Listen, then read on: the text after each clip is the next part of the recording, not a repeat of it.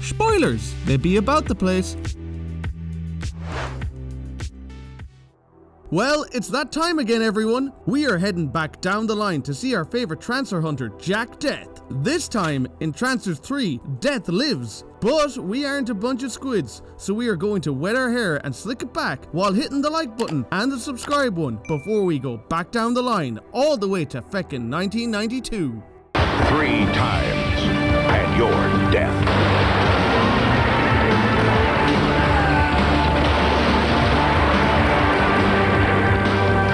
Thomerson, Trancers 3. Our movie film begins with a commercial for Jack Deth's detective agency. Jesus, Jack is somehow worse at making films than the lads at Full Moon. The damn cue cards are in the shot. Well, this daft ass clearly didn't like Jack's advert and is also trying to rob a shop when his ears start to ring and blood comes out of them. But fuck, it looks like this is a crossover with Doctor Who. Jesus, David Tennant is looking cuntish in this. This shark-looking lad, conveniently called Shark, is out here looking for Jack Deth. But instead of answering him, the thief just shoots him and then gets bushed for his troubles. So off Sharky Boy goes to find him some death. Deth, meanwhile, is having a call with Lena. The two of them are going through a divorce. Mainly because Jack is old as fuck now. He doesn't even have the hair anymore. Also, fair play to Helen Hunt, still slumming it in these films in 1992. Jack sets up a date with Lena to try to make amends with her. But Jack is here on a case, so he decides to grab his camera and then just goes for a squat for no reason. But then he's interrupted. You are Jack Deth. We got that part right, Godzilla. Now what the hell do you want with me, huh? Shark Lad here is having none of Jack's lip, so he stuns Jack and carries him off back to his time machine, where a cop is investigating the location and he gets slapped in the jaw for his troubles. Ho, I guess these lads are about to go back up the line, all the way to feckin' 2030-52. It's nice to see they still haven't been able to fix the flooding problems the future had in the first film. Fishhead here brings Jack to all these bussed people. It's 2352, yet everyone seems to dress like it's the 1990s. You got to love low-budget sci-fi. Jack comes face to face with his old buddy Rains. Jack is like, what the hell is going on? Why is the future even shitter now? I thought we had a bigger budget for this film. But before she can explain anything, Jack's ex-wife Alice shows up with some wounded lads. This random lad called Harris takes Deth for a walk, and we learn poor McNulty is dushed. Let's just say I'm the final word, since McNulty bought it. When? In the first firefight, he was leading an offensive into old L.A. Rest in dust, you crotch-grabbing madman. It turns out the Trancers have been bushed in the face off these lads. And at the end, I was putting 10-year-olds into combat. I could barely pick me own nose at 10. Never mind shoot a Trancer lad. Alice shows up and the two tell him that they are going to send Jack back in time to kill the person who created the original Trancer. So basically, the rip-off Terminator has become an even bigger rip-off of the film they were originally ripping off. Fair play, lads. It turns out Lena knows where the Trancers start, but it's not in 1992, but in feckin' 2005. So Jack is going back down the line. Jack wants to take Sharky Boy here back with him, but the lads are like, nah, due to the budget, I mean the plot of the film, he needs to stay here with us. But fuck, the Trancers attack. Alice manages to get Jack the fuck out of there and gets him back to the TCL chamber. And before he goes back down the line, he gets the shift off Alice. Cause remember, Deth is smooth as fuck. Back in 2005, we end up in a strip club with a bunch of hopped up army lads. They are talking about this odd new program they are all in, like a bunch of roided out gym bros. A bunch of random lads come into the bar and this fat lad decides he wants to go mess with them. And holy fuck, he's a feckin' Trancer. He gets thick with the lads and starts breaking arms. And this Bjorn decides she also wants to bust some heads. And wouldn't you know it, the rest get involved and beat the crap out of everyone in the bar. But this big lad is out of his mind. Sorry, Lieutenant. I'm on a level 10 high. He's like one of those lads who's on a level 10 high when you're out in a nightclub. So, Ivan Ooze here decides to dush this lad with a pool cue. A bunch of army lads show up and tell him to calm down, but Ivan is having none of it, so they kill the fuck out of him. In front of a bunch of random witnesses as well. One of the Bures legs it the fuck out of there after seeing this madness, while this lad still wants to join up with this unit, even after seeing all of this craziness. What kind of life choice is that? Ah, so it turns out the bar is a front for the secret underground base beneath it. These two make a report to their leader, Colonel Daddy Mothers. Really, that's his feckin' name. I'm not even joking. Colonel Daddy Mothers. Some man. He tells Lieutenant Ryan to go off and make a written report, while he tasks Private Sharp here with something that would make even Harvey Weinstein proud.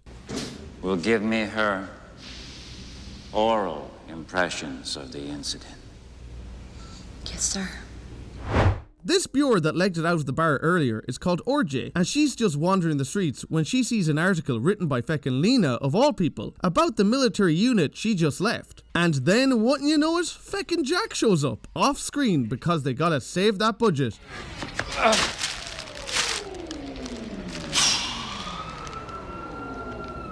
LA never changes. Big nowhere. What the fuck does that even mean? And who is he even talking to? Meanwhile, back at the strip club, this idiot from earlier is signing up to the program, even though he's seen that lad turn into a trancer and get killed by his own people. Oh yeah, sign me the fuck up! What an idiot. We get some backstory that Colonel Mothers created the Trancers and that they're an elite fighting unit. He also tasks Mr. Jason here with finding RJ, as there can be no traitors from his unit. Jack, meanwhile, is looking for Lena, but is having no luck. That is, until this random bum happens to have a paper that has the exact page that will give Jack the information he needs to find her.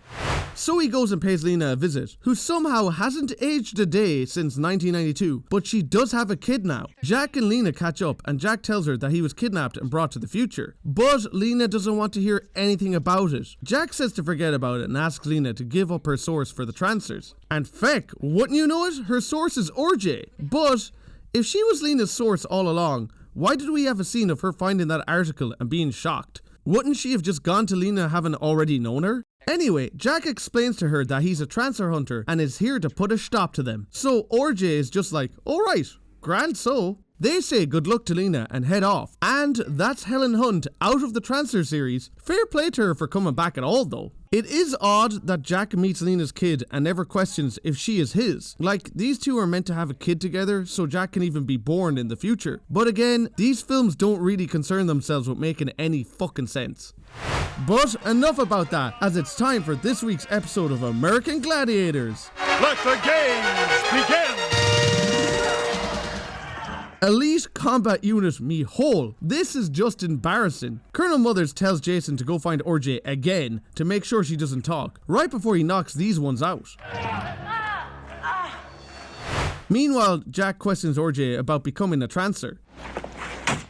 You wanna what, have your brain scrambled by a fucking lunatic? I mean, he has a point, but RJ is like, sure, I wanted to become a super soldier like Captain America. So what if you become a feckin' zombie as well? A random cop shows up and RJ just feckin' kills her, saying that she was a fake. So they get the hell out of there. Jack says he will hide RJ so no one will be able to find her again by sending her off in the TCL chamber. But of course, it's gone, and they end up getting kidnapped.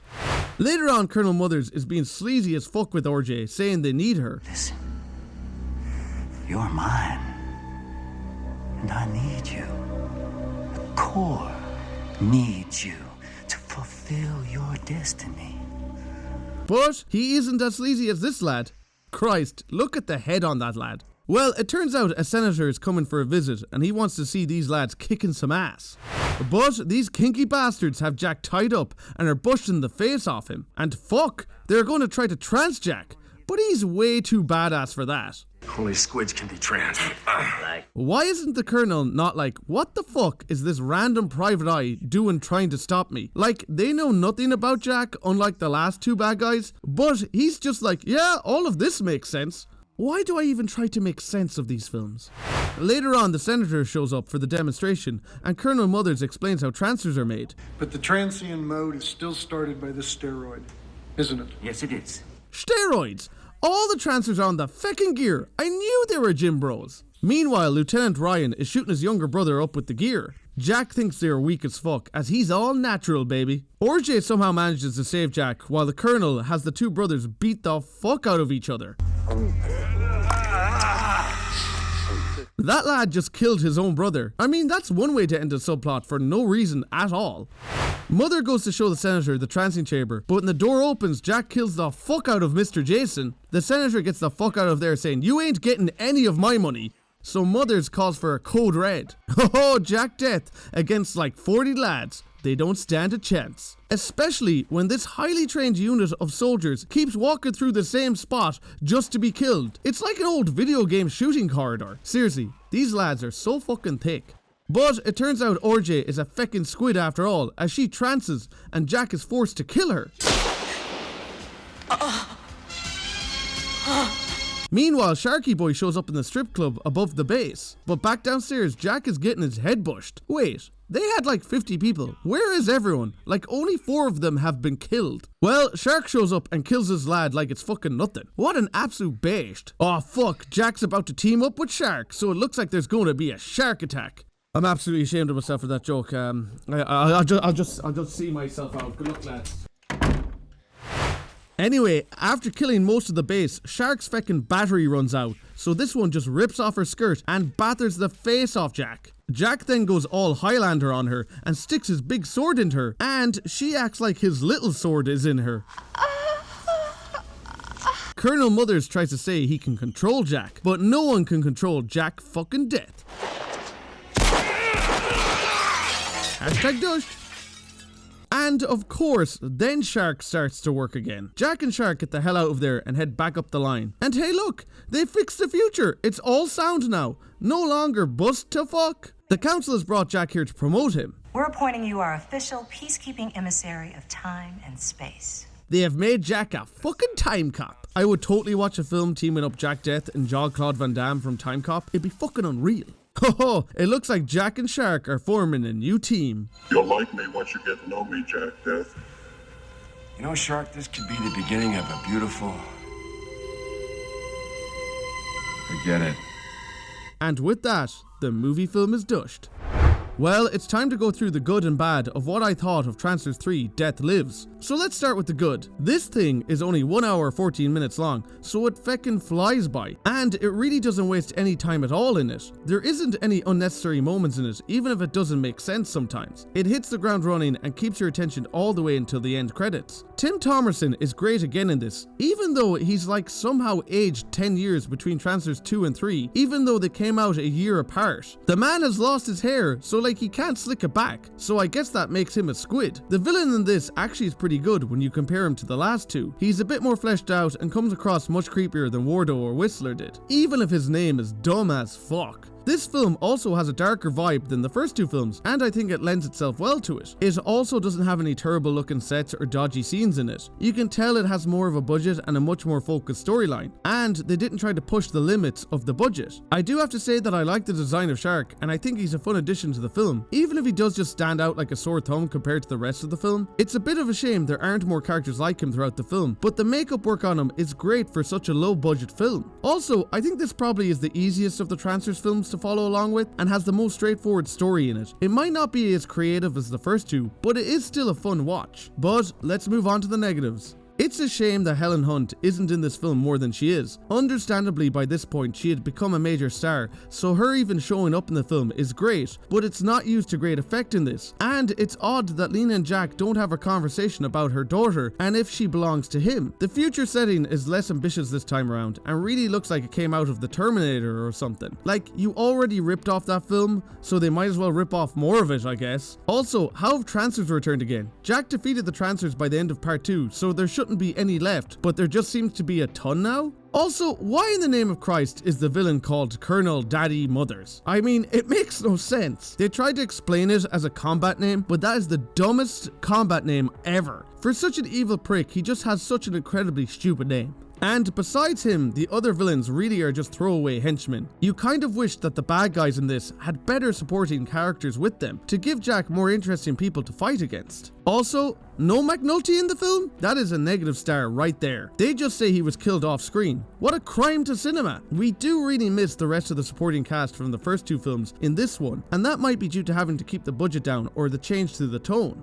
And this having a darker side, while making it interesting, has made the series lose some of the charm it had in the first two films. It's much less goofy here than the first two were, like no exploding hams in this one, but you do miss that tone. Trancers 3 is probably a stronger film than Trancers 2, but it still lacks the charm that it and the first had. It's less ambitious, but much more focused, and like I said, it moves along in a flash, so it makes it such a quick, fun watch. So I'm going to give Trancers 3 2.5 out of 5 Horshes. So what do you think of Trancers 3? Is it worth taking another trip down the line, or does it have dry hair like a squid? Let me know down in the comments below, and I'll see you next time when we horse into another movie film.